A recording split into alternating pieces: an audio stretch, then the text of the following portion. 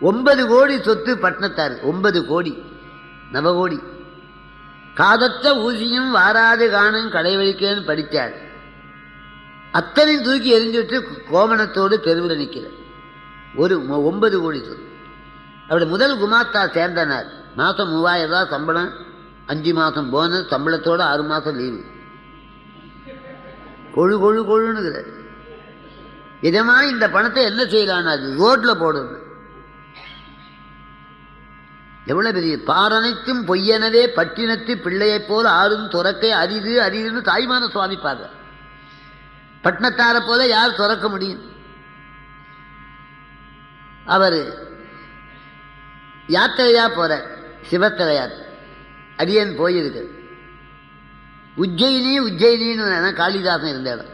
காளி கோயில் இன்னது. சித்ரா நதி ஓடுது, ஜீவ நதி.